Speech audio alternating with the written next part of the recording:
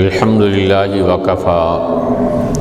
وسلام علی عبادہ الذین اصطفی اما بعد فاعوذ باللہ من الشیطان الرجیم بسم اللہ الرحمن الرحیم ما کان محمد ابا احد من رجالکم ولکن رسول اللہ وخاتم النبیین وقال رسول اللہ صلی اللہ علیہ وسلم لو کان بعدی نبی لکان عمر وقال رسول اللہ صلی اللہ علیہ وسلم لا نبی بعدی ولا امت بعدکم او کما قال صلی اللہ تبارک و تعالی علیہ وسلم۔ انتہائی لائق کے ساتھ احترام بھائیوں اور دوستو، اللہ رب ذوالجلال نے رسول اکرم صلی اللہ علیہ وسلم کی ختم نبوت کا عقیدہ اتنا واضح اور دو ٹوک انداز میں اور کھول کھول کر بیان کیا ہے کہ اگر کوئی صاحب ایمان توجہ کرنا چاہے تو 2 اور 2 4 کی طرح عقیدہ ختم نبوت سمجھ میں آ سکتا ہے۔ پڑھا لکھا مسلمان تو کجا، ان پڑھ مسلمان بھی عقیدہ ختم نبوت کو اچھی طرح سمجھ سکتا ہے، اور بوڑھے اور جوان تو کجا، بچے بھی عقیدہ ختم نبوت کو اچھی طرح سمجھ سکتے ہیں اگر انہیں سمجھا دیا جائے اور ان کے صاف نقوش کے اوپر عقیدہ ختم نبوت 2 ٹوک الفاظ میں لکھ کر انہیں سمجھا دیا جائے، ان کی دل کی تختیوں پر یہ بات لکھ دی جائے کہ انا خاتم النبیین لا نبی بعدی۔ سرکار دو عالم صلی اللہ علیہ وسلم نے فرمایا میں آخری نبی ہوں، میرے بعد اور کوئی نبی نہیں آئے گا۔ اس بات کو سمجھانے کے لیے قرآن پاک کی 20 آیات واضح طور پر اشاروں اور کنایوں میں مختلف انداز کے ساتھ امت محمدیہ کو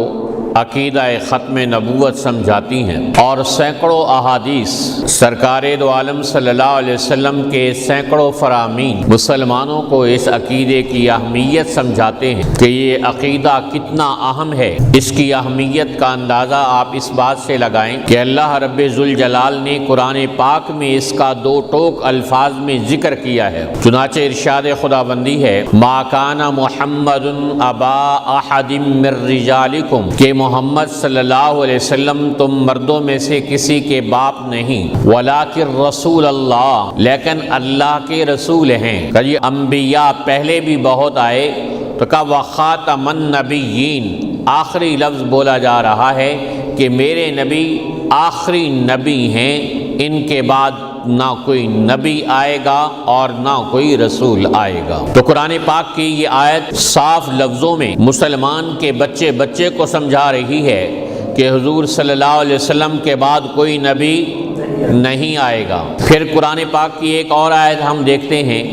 کہ جس میں اللہ نے ارشاد فرمایا الیوم اکملت لکم دینکم واتممت علیکم نعمتی ورضیت لکم الاسلام دینا۔ یہ قرآن پاک کی تقریباً آخری آیت ہے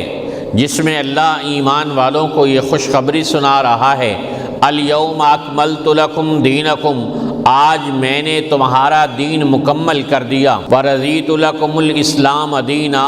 اور رہنے کے لیے زندگی گزارنے کے لیے جو طریقہ پسند کیا وہ طریقہ دین اسلام ہے۔ تو جب دین مکمل ہو چکا اب کسی اور نبی کے آنے کی ضرورت خود بخود ختم ہو گئی۔ جب دین مکمل ہو گیا تو اب کسی اور نبی کے آنے کی ضرورت نہیں۔ سردیاں ختم ہو گئیں تو گرم کمبل،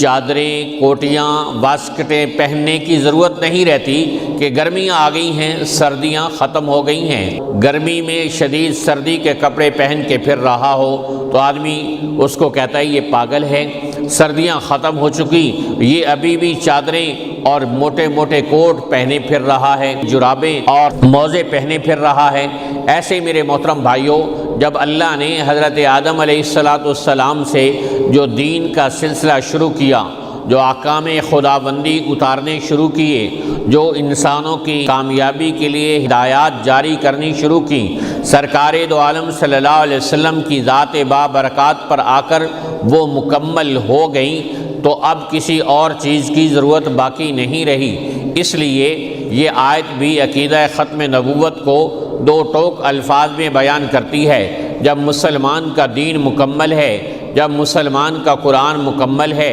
جب مسلمان کی عبادات مکمل ہیں، جب مسلمان کے لیے معاشرت کی تعلیمات مکمل ہیں، جب مسلمان کے لیے اخلاقیات اور معاملات کی تعلیمات مکمل ہیں، کسی اور نبی کی ضرورت کیسے باقی رہ گئی ہے کہ انسان اس کی آمد کی ضرورت کو محسوس کرنے والا بنے؟